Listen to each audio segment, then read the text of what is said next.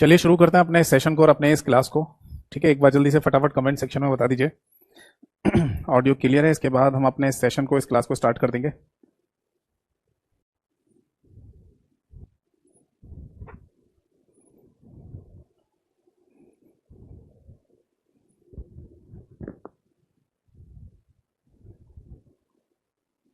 ठीक है, तो क्लास को है ना शुरू करने से पहले केवल 1 मिनट का मैं समय लेना चाहूंगा आप सभी लोगों का, और उस 1 मिनट में जो मैं गाइडेंस आपको दे रहा हूँ उसे जरूर फॉलो कीजिएगा।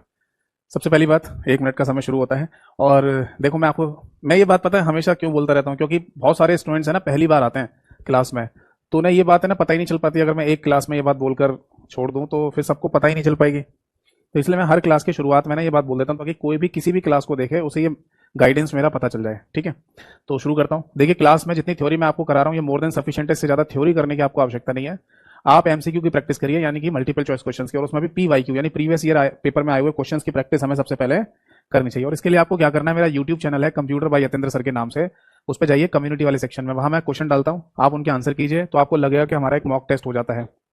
ठीक है, फिर आप चले जाओ प्लेलिस्ट वाले सेक्शन में, वहां पर आपको एक प्लेलिस्ट मिलेगी MCQ practice for all exam के नाम से। उसमें जितनी क्लासेस हैं और आगे भी आए सारी देखनी है आपको, क्योंकि ये सभी पेपर्स में आए हुए पीवाईक्यूज ही होते हैं। अगर आप बोलते हैं सर इन पीवाईक्यू या एमसीक्यू की आप हमें पीडीएफ दे दो, तो वो आपको मेरे टेलीग्राम चैनल पर मिल जाएगी। टेलीग्राम चैनल का नाम भी सेम ही है, कंप्यूटर बाय यतेंद्र सर। ठीक है जी। और अगर कोई मेरे इन दोनों ऑफिशियल चैनल से नहीं जुड़ पा रहा है तो आप मुझे सीधे व्हाट्सएप या टेलीग्राम किसी पर भी अपने बैच का नाम लिखकर मैसेज कर देना, मेरे लिंक आपके पास आ जाएंगे। और ये दोनों मेरे एक ही नंबर से चलते हैं, 8448832987। 1 मिनट समाप्त हुआ। तो जैसा कि मैं याद कर पा रहा हूँ कि लास्ट क्लास में ना मैंने आपको लोडर तक पढ़ा दिया था, है ना। मैंने आपको लोडर तक है ना समझा दिया था। अब आज की क्लास में ना हम डिस्कस करेंगे सबसे पहले ट्रांसलेटर के बारे में, उसके बाद फिर लिंकर के बारे में, और उसके बाद फिर मैं ऑपरेटिंग सिस्टम को पढ़ाना शुरू करूंगा। तो चलिए शुरू करते हैं अपने सेशन को, क्लास को। सबसे पहले नमस्कार सभी को नमस्कार। आज की डेट डाल देता हूं मैं, 25 सितंबर 2024, यानी कि 25 सितंबर 2024 आज की तारीख है। और हमारा जो मुख्य चैप्टर चल रहा था इसका नाम है कंप्यूटर सॉफ्टवेयर।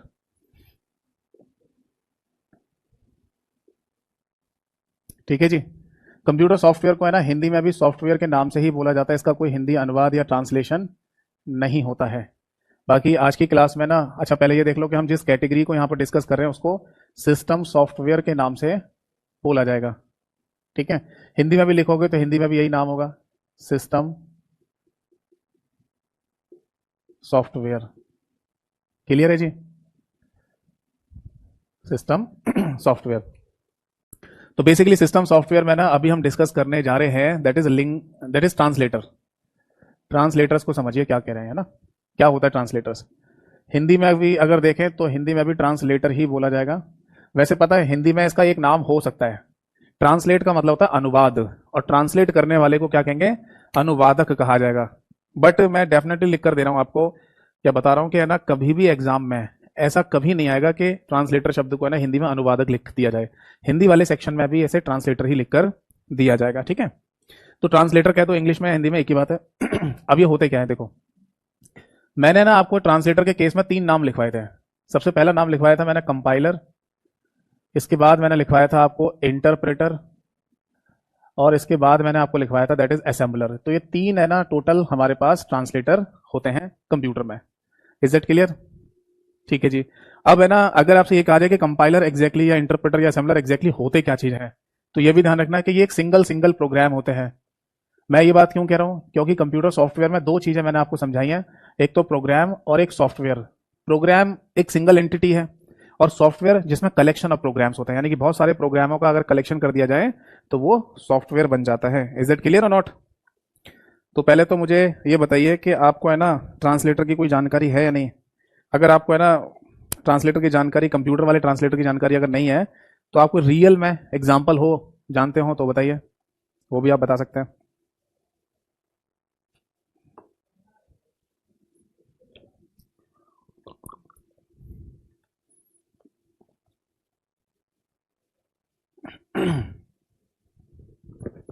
रियल में भी अगर कोई एग्जांपल हो तो भी आप बता सकते हैं। चलिए मैं बताता हूं। ट्रांसलेटर का ना रियल में एग्जांपल हमें देखने को मिलता है लैंग्वेज ट्रांसलेटर की फॉर्म में। जैसे आजकल है ना बहुत सबसे सही एग्जांपल हमें देखने को मिलता है गूगल ट्रांसलेटर का। आप है ना किसी भी जगह चले जाओ, जैसे मान लो आप विदेश में चले जाओ, है ना, और वहां पर आपको वहां की लोकल लैंग्वेज नहीं आती है, तो आप गूगल ट्रांसलेटर का इस्तेमाल करके भी है ना उनसे बात कर सकते हो। जैसे कुछ दिनों पहले हम आउट ऑफ इंडिया गए, यानी भारत से बाहर गए एक देश में, तो वहां पर लोकल, वैसे तो कुछ लोग है ना इंग्लिश समझ लेते हैं, हम भी टूटी फूटी इंग्लिश बोल लेते हैं, तो सामने वाला बंदे भाई, सामने वाला व्यक्ति भी टूटी फूटी इंग्लिश समझ लेगा, ठीक है। बट हम एक ऐसे एरिया में पहुंच जाए जहां पर है ना कोई टूटी फूटी इंग्लिश भी नहीं समझ पा रहा, फिर क्या करेंगे? तो फिर उस केस में लैंग्वेज ट्रांसलेटर है ना एक बहुत इंपॉर्टेंट रोल प्ले करता है।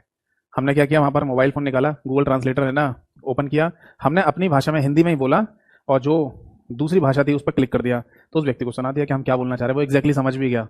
फिर सेम रिवर्ट बैक कर लिया, यानी कि उसकी भाषा को गूगल ट्रांसलेटर पे बुलवा लिया, फिर हमने पढ़ लिया कि वो क्या कहना चाह रहा है, समझे नहीं? तो इस तरीके से ना एक भाषा को दूसरे भाषा में ट्रांसलेट करके ये कम्युनिकेशन यानी कि संचार कर पाए।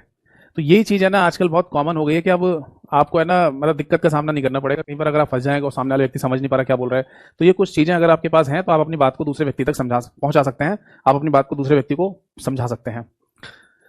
इसका एक एग्जाम्पल हमें और भी देखने को मिलता है, जैसे कि आप लोकसभा या राज्यसभा का सीधा प्रसारण देखें, ठीक है, जिसको हम लोअर हाउस अपर हाउस भी कहते हैं। तो अगर आप देख रहे होंगे जैसे प्रधानमंत्री साहब बैठे होते हैं लोकसभा में, ठीक, तो उनके आसपास मिनिस्टर्स भी बैठे हुए आपको दिखाई देते होंगे। तो देखा होगा, नोटिस किया होगा आपने कि कुछ मिनिस्टर्स है ना कान पर हेडफोन लगा के बैठे रहते हैं, और कोई एक मिनिस्टर स्पीच दे रहा होगा, कुछ हेडफोन लगा के बैठे हैं। तो ऐसा तो है नहीं कि लोकसभा या राज्यसभा में ना जो मिनिस्टर हेडफोन लगा के बैठे हुए हैं उन्हें वहां स्पीच नहीं सुनना, तो गाने सुन लो जब तक हेडफोन लगा के, क्या ऐसा होता है? नहीं, वो गाने तो नहीं सुन रहे होंगे, तो फिर क्या सुन रहे होते हैं? देखो सपोज दैट कि कोई मिनिस्टर वहां बैठा हुआ है, मतलब कोई मिनिस्टर है जो हिंदी में स्पीच दे रहा है, और कोई साउथ का मिनिस्टर भी वहां पर बैठा हुआ है जिसको हिंदी प्रॉपर नहीं आती समझ में, तो ऐसा नहीं होना चाहिए ना कि उसका आना बेकार ही गया लोकसभा में या राज्यसभा में। तो वो है ना साथ के साथ इंग्लिश ट्रांसलेशन सुन ले, अगर उसे नहीं समझ में आ रही सामने वाले व्यक्ति की भाषा, तो वो इंग्लिश में सुन ले कि हाँ जी ये क्या बोल रहा है। तो हैंड टू हैंड है ना लैंग्वेज को ट्रांसलेट किया जा रहा होता है इंग्लिश में, इसलिए वो लोग हेडफोन लगाकर बैठे होते हैं। आप समझ में आ गई? तो बात ये है यहाँ पर कि जिस तरीके से हमारी डेली लाइफ में भी हमें कुछ एग्जाम्पल देखने को मिलते हैं लैंग्वेज ट्रांसलेटर वाले, उसी तरीके से कंप्यूटर में भी लैंग्वेज ट्रांसलेटर का कॉन्सेप्ट होता है। समझ में आ गई बात? अब कैसे, क्या कॉन्सेप्ट है, वो मैं आपको है ना एक डायग्राम के थ्रू समझाने की कोशिश करता हूं, ध्यान से सुनना। देखो हमारे कंप्यूटर में ना एक सीपीयू लगा हुआ है, हमारे कंप्यूटर का दिमाग, सेंट्रल प्रोसेसिंग यूनिट।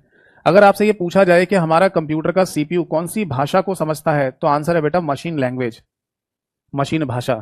तो ये पॉइंट है ना आप यहां पर नोट कीजिएगा कि जब है ना कंप्यूटर की लैंग्वेज यानी कि भाषाओं की बात हो, जब कंप्यूटर की लैंग्वेज यानी कि भाषाओं की बात की जाएगी, तो यहां पर बेसिकली दो नाम आते हैं। एक लैंग्वेज का नाम है लो लेवल लैंग्वेज, जिसको हिंदी में निम्न स्तरीय भाषा कहा जाता है। हिंदी में कहना चाहते हैं तो निम्न स्तरीय भाषा आप इसे बोल सकते हैं, ठीक है जी। अब लो लेवल लैंग्वेज या निम्न स्तरीय भाषा में एक एग्जांपल मिलेगा आपको, दैट इज मशीन लैंग्वेज। अगर पेपर में ऐसा भी पूछ लिया जाए कि बताओ इनमें से लो लेवल लैंग्वेज कौन सी है, तो ऑप्शन में अगर मशीन लैंग्वेज लिखा हो तो वो भी सही आंसर है। अब मशीन लैंग्वेज में जो भी लिखा जाएगा उसे किस नाम से बोले, तो आप उसे मशीन कोड कह सकते हैं, ठीक है जी। ऐसे बोल दीजिए मशीन लैंग्वेज में लिखा जाने वाला कोड मशीन कोड कहलाता है। तो मैं यहां पर लिख देता हूं, मशीन भाषा में लिखे जाने वाले कोड को क्या बोल सकते हैं? मशीन कोड कह दीजिए। या फिर है ना इसका एक नाम और भी हो सकता है, दैट इज ऑब्जेक्ट कोड, ये भी कह दिया जाता है।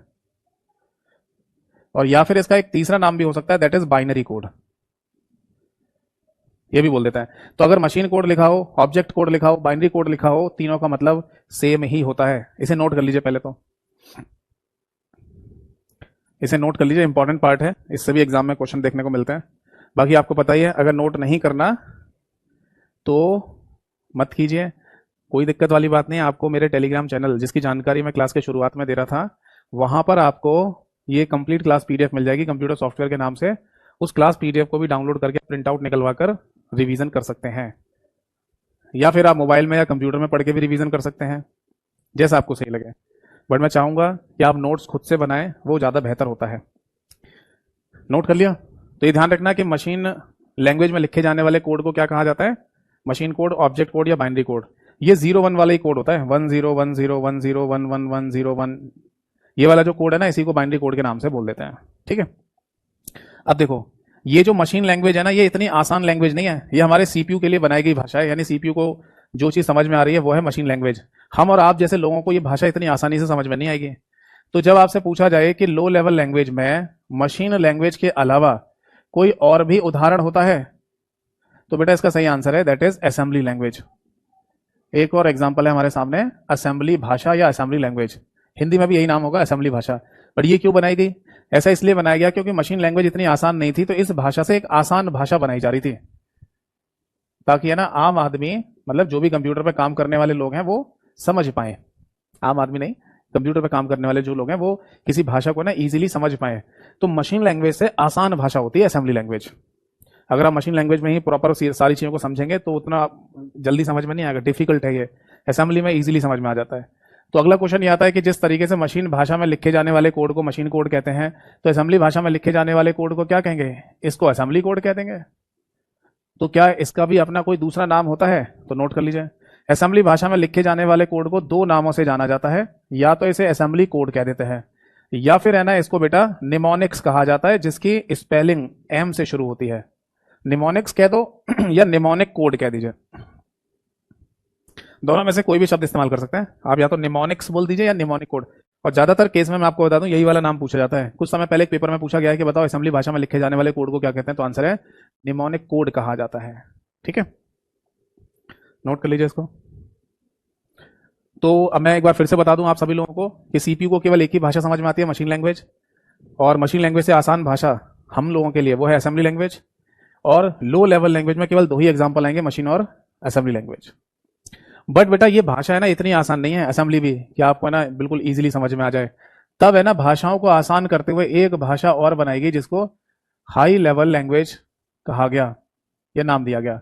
अब हाई लेवल लैंग्वेज है ना, हम और आप जैसे लोग ना होते हैं, हम और आप जैसे जो लोग हैं, यानी जिन्हें यूजर कहा जाता है, इनको बड़े आराम से प्यार से समझ में आ जाती है। ऐसा क्यों भाई? इसमें ऐसा क्या लिखा जा रहा है?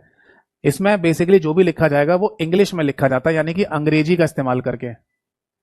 बताओ जी, समझ में आ गई बात या नहीं?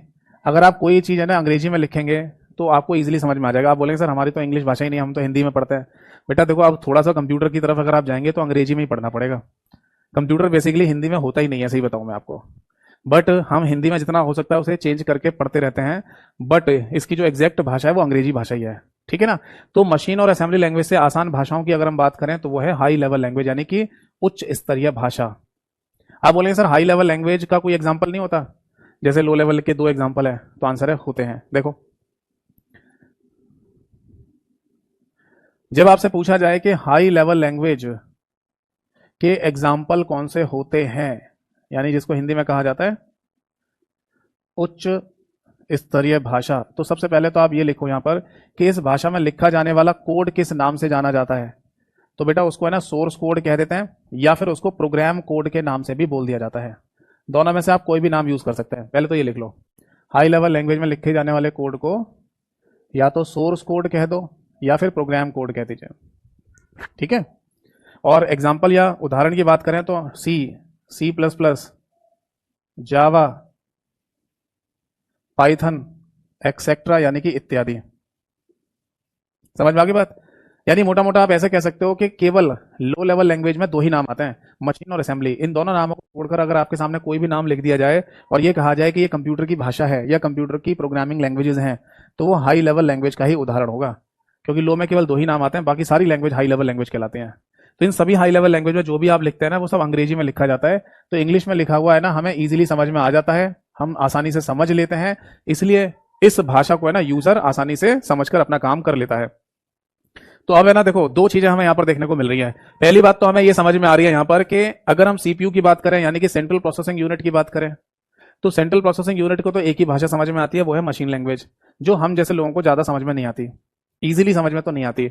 और अगर हम यूजर की तरफ बात करें तो यूजर को समझ में आती है हाई लेवल लैंग्वेज, उच्च स्तरीय भाषा, जो कि अंग्रेजी में लिखी जाती है, वो हमारे सीपीयू को समझ में नहीं आती। तो फिर क्या करा जाए? एक ही तरीका बचा, आप यहां पर ट्रांसलेटर का इस्तेमाल कीजिए। यानी अगर आप हाई लेवल लैंग्वेज में सोर्स कोड या प्रोग्राम कोड लिखते हैं और उसे अगर मशीन कोड में ट्रांसलेट करना है, तो बेटा यहां जिम्मेदारी दी गई है कंपाइलर नाम के ट्रांसलेटर को। और अगर आप असेंबली भाषा में असेंबली कोड लिखते हैं और उसे आपको मशीन कोड में ट्रांसलेट करना है, तो यह जिम्मेदारी दी गई है बेटा असेंबलर नाम के एक ट्रांसलेटर को। समझ में आ गई बात? तो ये ध्यान रखना, सोर्स कोड से मशीन कोड में कौन ट्रांसलेट करता है? कंपाइलर। और असेंबली कोड से मशीन कोड में कौन ट्रांसलेट करता है? असेंबलर नाम का ट्रांसलेटर। ये है यहां पर दोनों का मीनिंग। अब बताओ बात समझ में आ गई या नहीं? अब आप बोलेंगे सर ये तो चलो समझ में आ गया, तो आप बोलेंगे सर हर एक प्रोग्रामिंग भाषा में मतलब ऐसे ही कॉन्सेप्ट होता है? हाँ, हर एक में ऐसे होता है। जैसे भाई ट्रांसलेटर हमें किसकी कहाँ पर जरूरत पड़ेगी? ट्रांसलेटर की जरूरत पड़ेगी हमको यहाँ से असेंबली भाषा से मशीन कोड में ट्रांसलेट करने के लिए, या फिर हाई लेवल लैंग्वेज से मशीन कोड में ट्रांसलेट करने के लिए, क्योंकि लास्ट में तो हमें मशीन कोड ही लेके आना है ना, ताकि सीपीयू को हम डाटा दे सकें, सीपीयू को समझा सकें कि ये चीज़ है क्या। तो दो ही चीज़ों की हमें यहाँ जरूरत पड़ेगी, एक तो असेंबली भाषा से मशीन कोड में ट्रांसलेट करने के लिए असेंबलर की, और हाई लेवल लैंग्वेज से सोर्स कोड को ट्रांसलेट करने के लिए मशीन कोड में कंपाइलर की। ठीक है, तो हर एक जितनी भी प्रोग्रामिंग भाषाएं होती हैं हाई लेवल लैंग्वेज वाली उच्च स्तरीय भाषाएं, उन सभी के कंपाइलर होते हैं। जैसे सी, सी प्लस प्लस, जावा, पाइथन, इन सभी भाषाओं के कंपाइलर होंगे जो सोर्स कोड को मशीन कोड में ट्रांसलेट कर देते हैं। नोट कर लीजिए, कोई डाउट है तो पूछिए। अब आप बोलेंगे सर आपने एक और ट्रांसलेटर का नाम भी तो बताया था, इंटरप्रेटर, वो कहाँ चला गया? चलिए बताता हूँ उसके बारे में भी। देखो जैसे यहाँ पर प्रोग्रामिंग भाषाओं के नाम लिखे हैं ना, इन सभी प्रोग्रामिंग भाषाओं के कंपाइलर होंगे, ये डेफिनेट श्योर है। जैसे अगर मैं ये कहूं कि सी प्रोग्रामिंग भाषा है, या मान लो एक और एग्जांपल ले लो, जावा प्रोग्रामिंग भाषा है, या सी प्लस प्लस है, या पाइथन है, इन सभी प्रोग्रामिंग भाषाओं के कंपाइलर होते हैं? तो आंसर है जी हाँ, इनका कंपाइलर होगा। सी का कंपाइलर अलग होगा, जो सी के प्रोग्राम को या सोर्स कोड को मशीन कोड में ट्रांसलेट करेगा। जावा का कंपाइलर अलग होगा, जो जावा के सोर्स कोड को मशीन कोड में ट्रांसलेट करेगा। सबके कंपाइलर अलग अलग होते हैं, बट होंगे। बट एक पॉइंट और, जैसे जावा प्रोग्रामिंग भाषा है, इसका अपना है ना एक और ट्रांसलेटर होता है जिसे इंटरप्रेटर के नाम से बोलते हैं। यानी हम कह सकते हैं, यहां पर लिख लो कि जावा प्रोग्रामिंग भाषा का कंपाइलर एंड इंटरप्रेटर बोथ होता है। इंटरप्रेटर बोथ होता है। बट आप बोलेंगे सर क्यों, इंटरप्रेटर से ऐसा कौन सा काम हो रहा है? तो बेटा इंटरप्रेटर से बेसिकली क्या होता है, देखो यहां हमें ना एक और अलग से ट्रांसलेटर बना के दिया जावा प्रोग्रामिंग भाषा में, जैसे इंटरप्रेटर कहा जाता है, और ये बना के दिया था जेम्स गॉसलिंग नाम के व्यक्ति ने।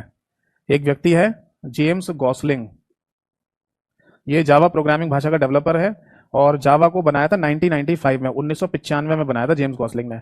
तो इसने ना एक नोटिस की बात कि हम है ना एक स्टेप आगे बढ़ जाते हैं। क्या कर सकते हैं हम? एक ऐसा ट्रांसलेटर नहीं कर सकते, या एक ऐसा ट्रांसलेटर नहीं बना सकते जिसकी सीधी कनेक्टिविटी सीपीयू को दे दी जाए।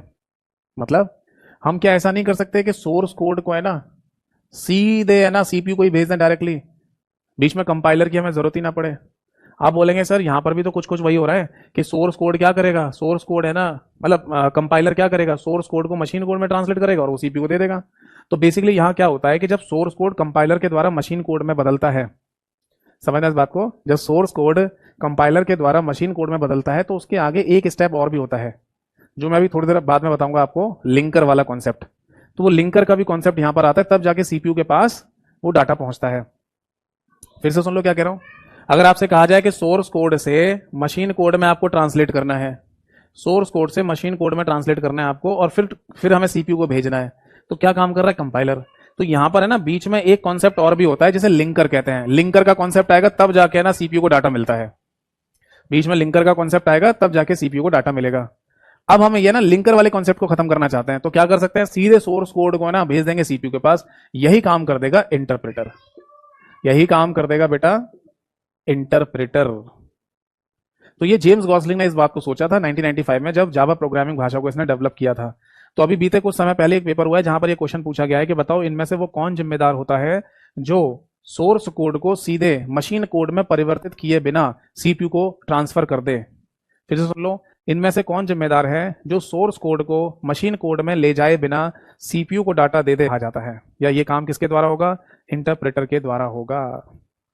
देखो बात यह है कि कंप्यूटर के जो क्वेश्चंस होते हैं ना, उसमें 10 तरीके की भाषाओं को इस्तेमाल कर सकते हैं, आगे पीछे ऊपर नीचे कुछ भी लैंग्वेज का यूज करो।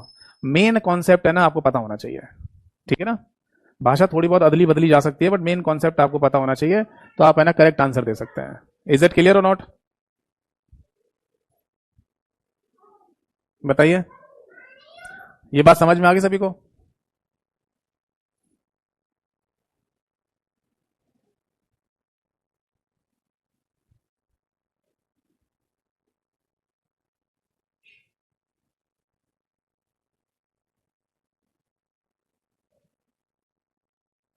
बताओ जी।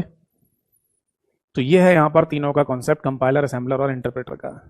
ठीक है, फिर से सुन लीजिए, हर एक प्रोग्रामिंग भाषा का कंपाइलर होगा, ये ट्रू है, बट हर एक प्रोग्रामिंग भाषा का इंटरप्रेटर होगा, ये सही नहीं है। जैसे जावा का कंपाइलर इंटरप्रेटर दोनों है, जबकि सी प्रोग्रामिंग भाषा का केवल कंपाइलर होता है। समझ में आ गई बात? ठीक है, नोट कर लिया सभी ने? तो ये था भाई ट्रांसलेटर का कॉन्सेप्ट। अब एक छोटा सा कॉन्सेप्ट और होता है, वो भी मैं आपको यहां पर समझा देता हूं। एक कॉन्सेप्ट और होता है यहां पर एरर्स का। ये जो कंपाइलर है ना, ये काफी इंपॉर्टेंट टर्म होती है हमारे कंप्यूटर के अंदर, और इसके द्वारा ना कुछ एरर वगैरह भी ढूंढी जाती हैं। ठीक है, तो वो एक इंपॉर्टेंट पार्ट है, ये भी सुन लीजिए। क्योंकि देखो एक बात हमें ये भी समझ में आनी चाहिए ना कि हम कुछ भी थोड़ी लिख सकते हैं। जैसे हम कुछ है ना कुछ भी लिख दें और ये कंपाइलर ट्रांसलेट करके दे देगा। बताओ, आप है ना किसी के पास कोई लेटर लिख कर भेज रहे हो, तो कुछ भी लिख के थोड़ी भेज दोगे कि जो मन आ रहा है उल्टा सीधा लिख दिया, हाँ जी लेटर लिखा है मैंने, लेटर भेजा तो था मैंने, उल्टी सीधी चीजें लिख के भेज दिया। नहीं, कोई यहाँ पर बीच में चेक करने वाला भी होना चाहिए कि अगर कोई लेटर या पत्र आप लिख रहे हो तो प्रॉपर फॉर्मेट में होना चाहिए, वरना हर बार रिजेक्ट कर दिया जाएगा। तो इसी तरीके से यहाँ पर कुछ एरर भी आ सकती हैं, अगर जब तक वो एरर खत्म नहीं करेंगे तब तक ट्रांसलेशन नहीं होगा। देखो सपोज दैट कि ये है ना कोई प्रोग्राम है, प्रोग्राम के बारे में आपको पता ही है, प्रोग्राम सेट ऑफ इंस्ट्रक्शन या सेट ऑफ स्टेटमेंट को कहा जाता है ना। तो ये है हमारा एक प्रोग्राम। अगर किसी प्रोग्राम के अंदर कोई एरर आ जाए, यानी कि कोई गलती आ जाए, और गलती हो सकती है भाई, क्योंकि प्रोग्राम को लिखने वाला कौन होता है? प्रोग्रामर होता है। जिसने प्रोग्राम को लिखा उसे प्रोग्रामर बोलेंगे, और प्रोग्रामर एक इंसान ही तो होता है, इंसान से लिखते समय टाइपिंग मिस्टेक हो सकती है ना। तो उन एरर को क्या कहा जाता है? उन एरर को बेसिकली बग कहते हैं। बग का अपना कोई फुल फॉर्म नहीं होता, केवल बग को बग कहा जाता है। अब अगर क्वेश्चन में यह पूछा जाए कि इस बग को खत्म करने के प्रोसेस को क्या कहते हैं? टू रिमूव, यानी कि अगर प्रोग्राम के अंदर कोई बग आ गई है तो उसको खत्म करने के प्रोसेस को या प्रक्रिया को क्या कहा जाता है? तो उसे बेटा डीबगिंग कहा जाता है, या कई बार डीबग भी बोल देते हैं। डीबगिंग कह दो या डीबग कह दो, एक ही बात है। ठीक है, तो अब ज्यादातर क्वेश्चन में है ना यही लिखा होता है कि बताओ किसी प्रोग्राम के अंदर कोई बग आ गई है, एरर आ गई है, तो उसे खत्म करने के प्रोसेस को क्या कहा जाता है? डीबगिंग या डीबग कहते हैं। ठीक, बट किसी किसी क्वेश्चन की लैंग्वेज में ना ऐसा भी लिखा आ जाता है कि किसी प्रोग्राम के अंदर अगर एरर आ रही है, बग आ रही है, तो उसको ढूंढने के प्रोसेस को क्या कहा जाता है? तो उसे बेटा टेस्टिंग बोला जाता है बेसिकली। क्या बोलते हैं? टेस्टिंग। तो ये पॉइंट है ना, मैं यहां पर नोट करके लिखवाना चाहूंगा आपको, और अलग से नोट करके मेंशन करके लिखना।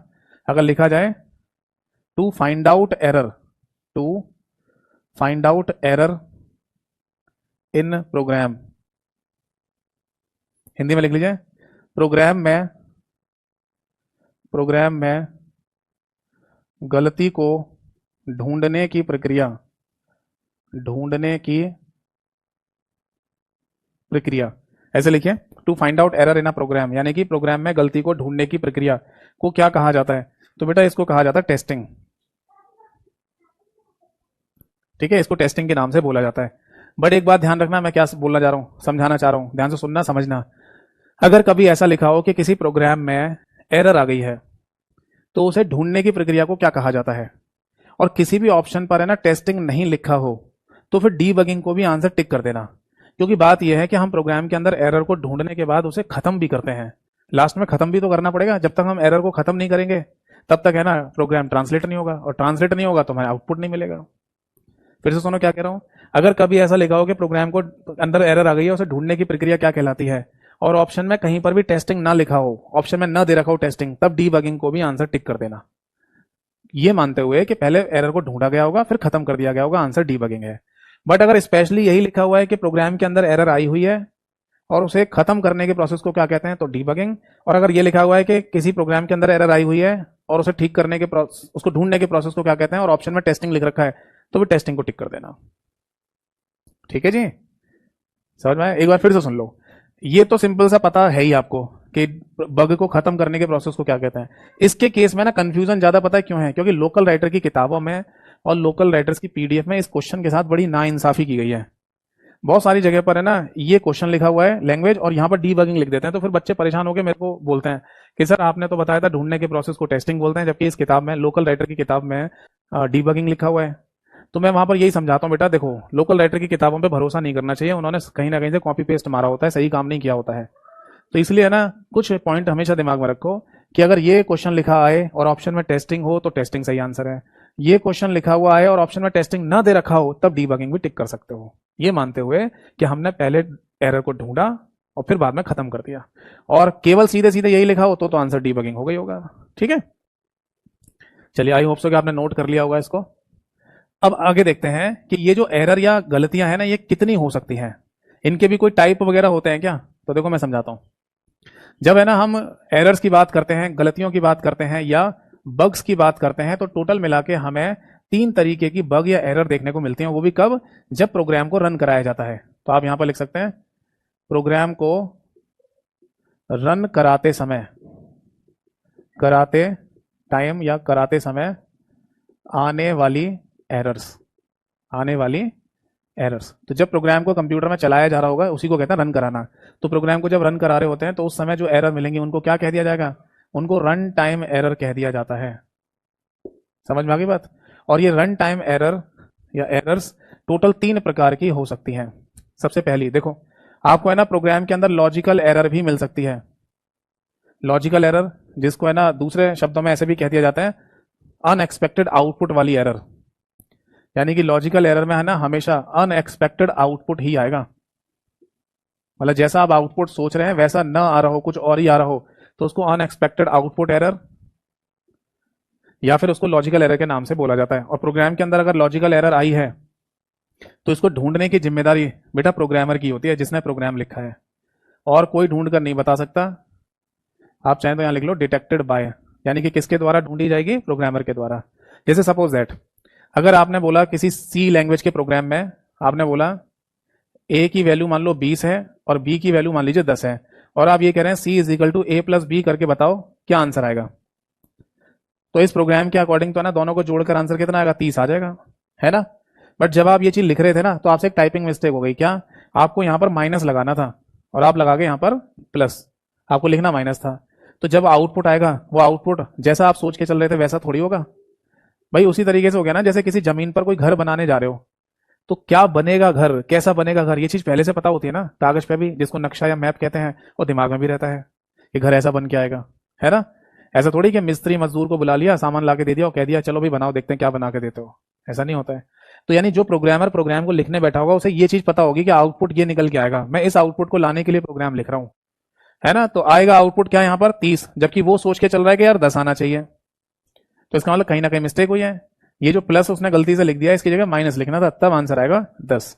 तो इस तरीके की एरर को लॉजिकल एरर कहा जाता है, जिसमें हमेशा आपको आउटपुट अलग मिलेगा, जैसा आप सोच रहे हैं वैसा नहीं मिलेगा। इसके बाद आती है एक और एरर जिसको सिंटैक्स एरर के नाम से बोला जाता है।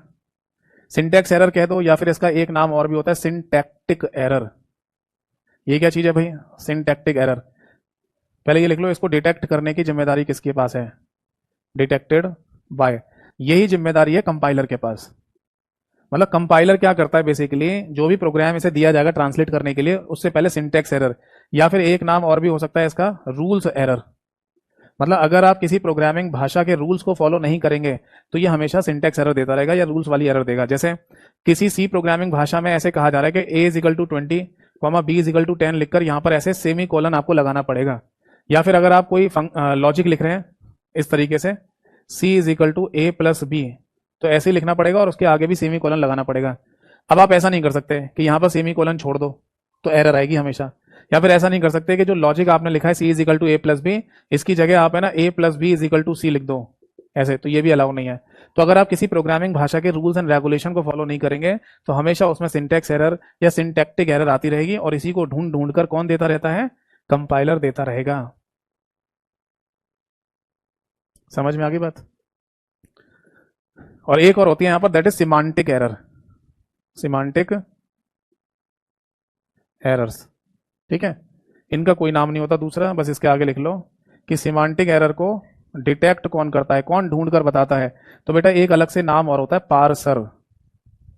पार्सर नाम का एक प्रोग्राम, ये बेसिकली कंपाइलर के साथ मिलकर ही काम कर रहा होता है कंप्यूटर पे, तो इसे पार्सर बोलते हैं, और ये सिमांटिक एरर को ढूंढकर बताता है।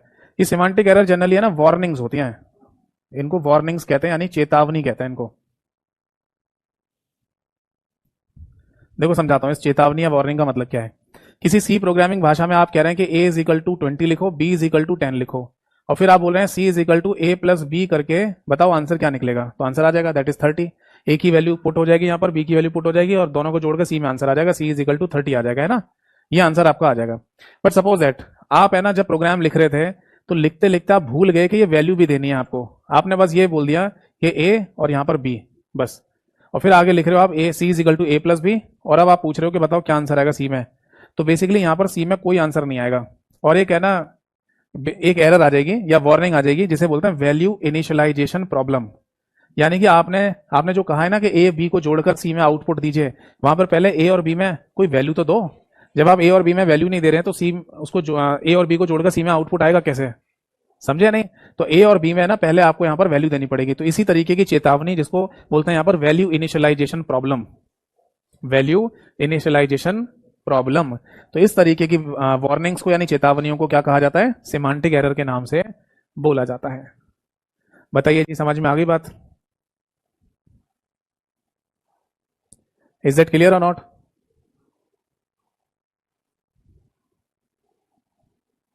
तो ये है ना, तीनों आप एरर के नाम है ना, ध्यान रखिएगा, है ना।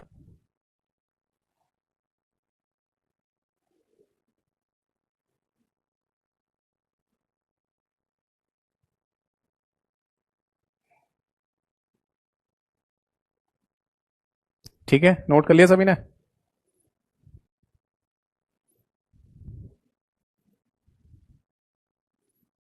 एक पॉइंट और मैं यहां पर बता देता हूं आपको, जो कि हो सकता है कि किसी एग्जाम में पूछ लिया जाए।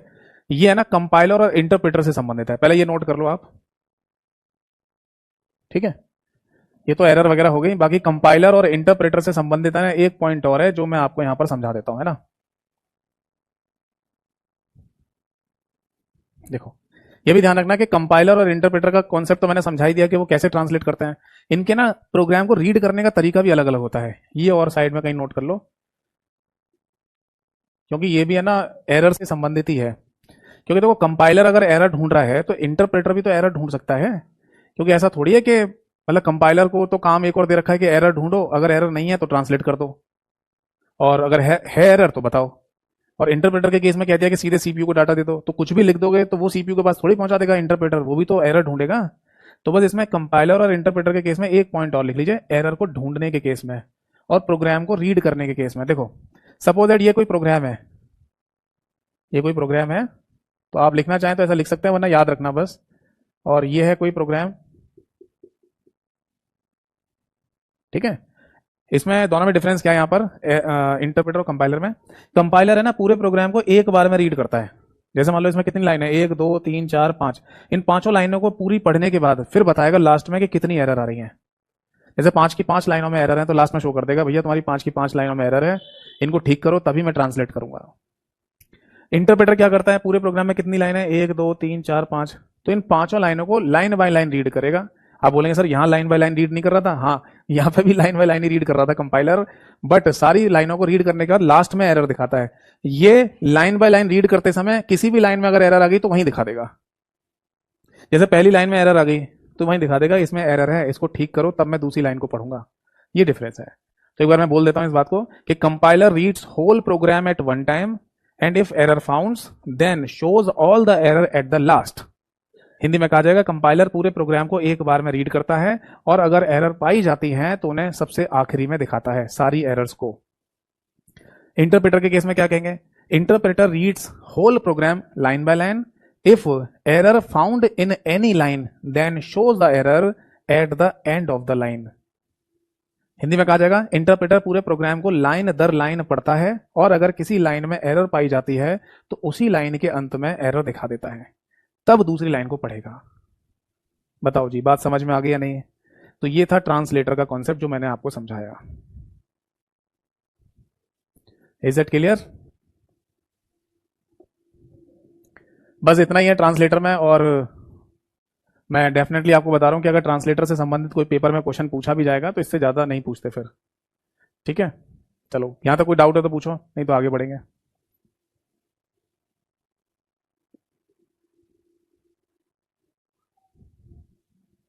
चलिए, तो अगला एक और पॉइंट रखेंगे, मतलब देखेंगे, जिसका नाम है लिंकर। ये क्या होता है? और अभी मैं आपको समझाऊंगा कि लिंकर की आवश्यकता क्यों पड़ जाती है हमको। मैंने बताया था ना, जैसे सोर्स कोड से है ना मशीन कोड में ट्रांसलेट कौन करता है? कंपाइलर। फिर वो सीपीयू के पास डाटा भेजा जाता है, तो बीच में यहाँ लिंकर का भी इस्तेमाल करते हैं। इंटरप्रेटर के केस में हमने सोर्स कोड को सीधे ही भेज दिया था सीपीयू के पास, है ना। देखो, वैसे तो नाम से ही पता चल रहा है ना कि लिंकर का मतलब लिंक करने वाला, बट किसको कैसे समझाता हूं। सपोज दैट कि आपने अपने कंप्यूटर में ना किसी सॉफ्टवेयर को प्ले किया या किसी सॉफ्टवेयर को ऑन किया। जैसे कोई भी कंप्यूटर में सॉफ्टवेयर है जिस पर आप माउस से डबल क्लिक करके उसे ऑन करके कहा जाए कि सॉफ्टवेयर क्या चीज होती है, तो ये भी आपको पता है, software is a collection of programs, यानी कि सॉफ्टवेयर प्रोग्रामों का समूह होता है। ढेर सारे प्रोग्रामों को जोड़ा गया होगा या ढेर सारे प्रोग्रामों को जोड़कर तब क्या बना दिया जाता है, एक सॉफ्टवेयर बना दिया जाता है। तो सपोज दैट हम मान लेते हैं कि हमारे इस सॉफ्टवेयर में टोटल मिला के 3 प्रोग्राम है, प्रोग्राम नंबर 1, प्रोग्राम नंबर 2 और प्रोग्राम नंबर 3। समझ में आ गई बात? टोटल मिला के 3 प्रोग्राम है। ये जो सॉफ्टवेयर जिस पर हमने डबल क्लिक किया है और इसे ऑन किया है, उसमें टोटल 3 प्रोग्राम है। अब ये प्रोग्राम कहने का मतलब क्या है यहाँ पर, दैट इज सोर्स कोड। भाई प्रोग्राम किस भाषा में लिखा जाता है, हाई लेवल लैंग्वेज में, और हाई लेवल लैंग्वेज में लिखा जाने वाला कोड क्या कहलाएगा, सोर्स कोड कहलाएगा। तो आप यहाँ पर प्रोग्राम की जगह सोर्स कोड शब्द लिख लो। अब अभी तो बताया आपको, ठीक है भाई। अब सोर्स कोड क्या हमारे सीपीयू को समझ में आते हैं सीधे? नहीं। तो हमें इन्हें क्या करना पड़ेगा, इन्हें हमें कंपाइलर के द्वारा, यहां है बीच में कंपाइलर, यहां पर है बीच में कंपाइलर, यहां पर है बीच में कंपाइलर, ठीक है।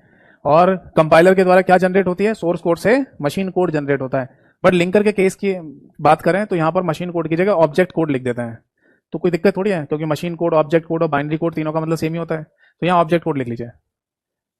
तो क्या जनरेट हो जाएगा, ऑब्जेक्ट कोड जनरेट हो जाएगा। सभी सोर्स कोड का ऑब्जेक्ट कोड जनरेट हो जाएगा, ठीक है साहब। अब ये जो ऑब्जेक्ट कोड जनरेट होता है, ये है ना, अब लिंक किए जाएंगे। इनको लिंक किया जाता है, यानी कि आपस में इनको जोड़ दिया जाता है, किसके द्वारा, लिंकर के द्वारा। और फाइनली लिंक करके एक फाइल बनाई जाती है जिसे .exe फाइल बोलते हैं। ये चाहे तो ऊपर नोट कर लीजिए, .exe फाइल। ये क्या होता है, वैसे तो अपना इसका एक फुल फॉर्म भी होता है, that is executable file, executable file of Windows, यानी कि विंडोज ऑपरेटिंग सिस्टम की एक एग्जीक्यूटेबल फाइल को .exe फाइल के नाम से बोलते हैं, ठीक है जी। और लिखना चाहें तो इसको इसको सिस्टम फाइल भी कहा जा सकता है, विंडोज ऑपरेटिंग सिस्टम की सिस्टम फाइल भी कह सकते हैं, भी कह सकते हैं। ये भी साइड में कहीं नोट कर लेना, ठीक है साहब। तो इसे एग्जीक्यूटेबल फाइल कहा जाता है विंडोज ऑपरेटिंग सिस्टम की, और इसे सिस्टम फाइल भी कह देते हैं। तो ये जो एग्जीक्यूटेबल फाइल बनती है ना, ये फिर फाइनली भेजी जाती है सीपीयू के पास, सेंट्रल प्रोसेसिंग यूनिट के पास। तब जाके सीपीयू को डाटा मिलता है, ये प्रोसेसिंग करेगा और एक आउटपुट जनरेट करेगा, जो फिर हमें बाद में मॉनिटर स्क्रीन पर दिखाई देता है। समझ में आ गई बात? नोट कर लीजिए, इसे नोट कर लीजिए, कोई डाउट है तो पूछ लीजिए।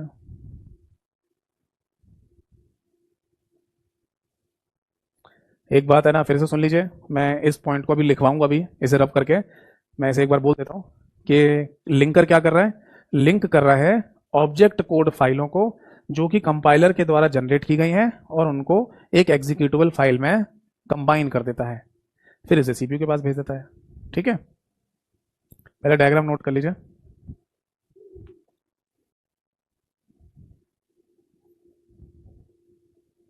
चलिए रब कर दूं इसको। तो इसकी जो डेफिनेशन या परिभाषा है वो अब लिख लेते हैं। यहां पर लिखिए लिंकर लिंक्स, लिखिए बेटा लिंकर लिंक्स, लिखिए object code files, object code files generated by compiler and combines them into one executable file, ठीक है जी। लिख लो linker links object code files generated by compiler and combines them into one executable file. Hindi में लिख लो linker, लिखिए compiler के द्वारा उत्पन्न की गई ऑब्जेक्ट कोड फाइलों को जोड़कर एक एग्जीक्यूटेबल फाइल में या ऑब्जेक्ट कोड फाइलों को जोड़कर एक एग्जीक्यूटेबल फाइल बना देता है, एक एग्जीक्यूटेबल फाइल बना देता है। समझ में आ गई बात? नोट कर लीजिए। तो ये था लिंकर के बारे में कॉन्सेप्ट जो मैंने आपको यहां पर समझाया। ठीक है साहब, समझ में आ गया सभी को?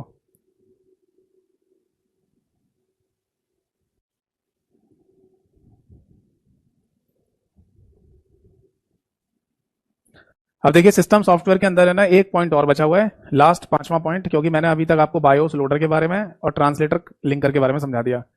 अब बचा हुआ है ऑपरेटिंग सिस्टम। इस ऑपरेटिंग सिस्टम को आज स्टार्ट करें या फिर नेक्स्ट क्लास में शुरू करें? मेरे हिसाब से एक ही क्लास का टॉपिक है, एक ही क्लास में ही खत्म हो जाएगा। बताइए आप लोग क्या कहते हैं?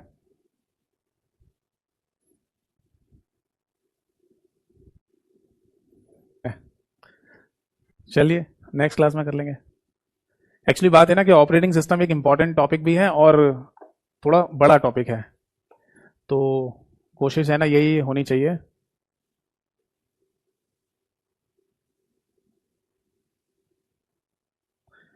कि एक क्लास में खत्म हो जाए। कल कर लें? चलो कल कर लेंगे।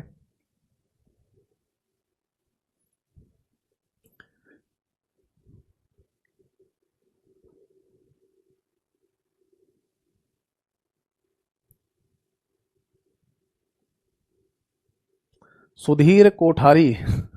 सुधीर जी, आपने जो अभी कमेंट लिखा है इसको आप व्हाट्सएप पे मेरे से पूछ लेना, ठीक है? मैं फोटो खींच के ही भेज दूंगा, ठीक है?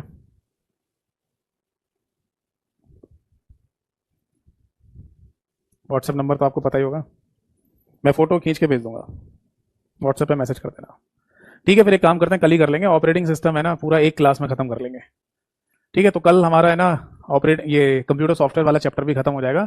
फिर इसके बाद शुरू करेंगे विंडोज ऑपरेटिंग सिस्टम। ठीक है, मतलब ऑपरेटिंग सिस्टम का जो बेसिक कॉन्सेप्ट है ना वो तो इस चैप्टर में हम पढ़ लेंगे। और आजकल हम देख रहे हैं कि बहुत सारे एग्जाम्स में ना विंडोज ऑपरेटिंग सिस्टम अलग से मेंशन होकर आ रहा है, तो वो एक अलग से चैप्टर में करेंगे। ठीक है, चलो आज की क्लास यहीं पे समाप्त होती है, अगली क्लास में मिलेंगे, तब तक के लिए नमस्कार। जाते जाते यही बोलूंगा कि आप एमसीक्यू पढ़ते रहिए, क्योंकि जितने एमसीक्यू पढ़ोगे उतना ही फायदा मिलेगा। ठीक है, और ये ध्यान रखो जो एमसीक्यू पढ़ लिया उनको बार बार रिवाइज नहीं करना, उसे छोड़कर आगे के एमसीक्यू पढ़े जाते हैं। क्योंकि कंप्यूटर एक ऐसा सब्जेक्ट है जिसमें एक ही बात को पूछने के 10-10 तरीके 10 भाषाएं हो सकती हैं। तो जो एमसीक्यू पढ़ लिया उन्हें छोड़ो, अब आगे पढ़िए। ठीक है, तो और कोई डाउट है तो व्हाट्सएप पर मेरे से पूछ लीजिएगा। कोशिश करना कि जब भी आप डाउट पूछें अपने बैच का नाम लिखकर मुझे जरूर भेजा करें, और जितना जल्दी होगा मैं रिप्लाई जरूर करूंगा। तो अगली क्लास में मिलेंगे, तब तक के लिए नमस्कार सभी को, जय हिंद, वंदे मातरम।